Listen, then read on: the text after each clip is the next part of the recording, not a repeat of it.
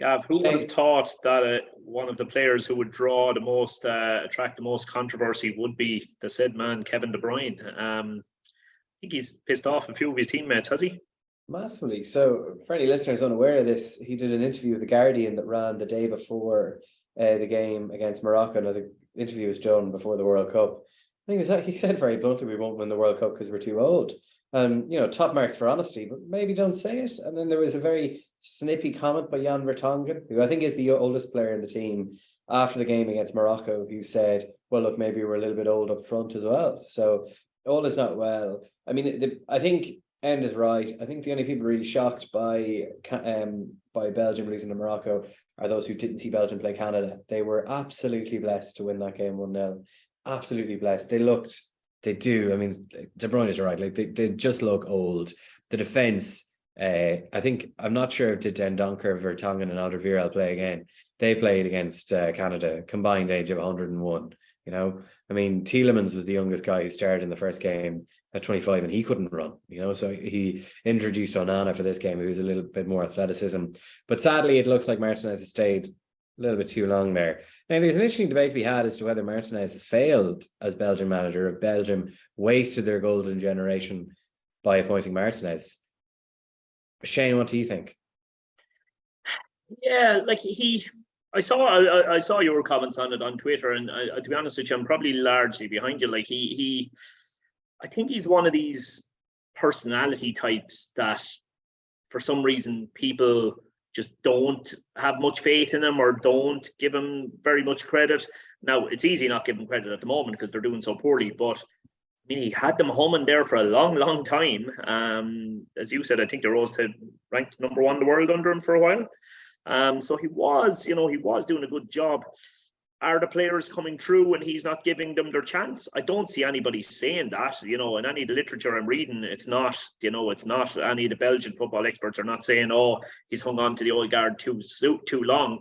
They seem to be saying he has had to hold on to the old guard because there's not enough coming through. I mean, I don't know what that's going to do to the likes of the FAI, who seem to have spent a lot of time studying how we can copy Belgium for the production of talent, but I suppose just as we're trying to copy them, the well is running dry for them. So yeah, look, I think he probably draws a bit of unfair criticism.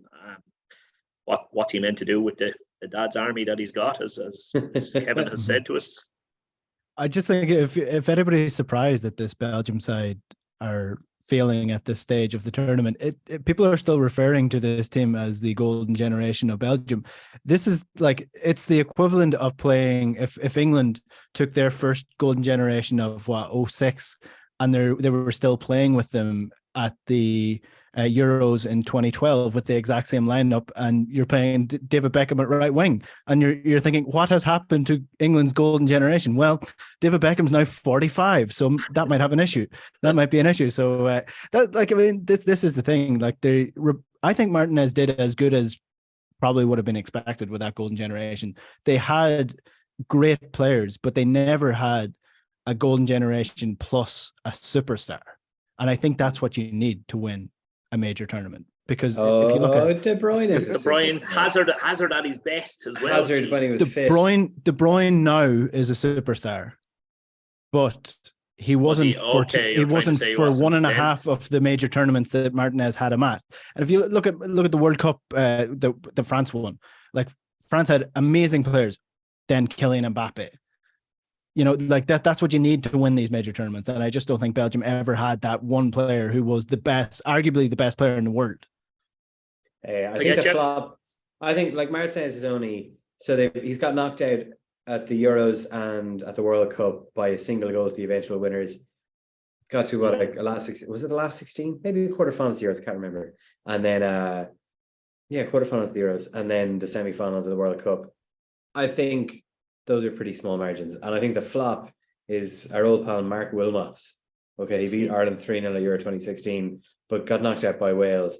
That was the tournament that they should have won. That was a weak Euros. That was so much weaker. It's actually startling to think how much weaker that Euros was than the subsequent one. Okay, it was 5 years later rather than 4. But just look at that squad and the age profile of it. I mean, everyone is in their mid-20s, really. And then you've still got the likes of Nainggolan and Moussa Dembele still around. You've got peak Ben Teke, if that's not a contradiction in terms, and Big Fellaini as well. So I just poor Roberto Martinez. I like him. And I feel like kind of an unfair flack now.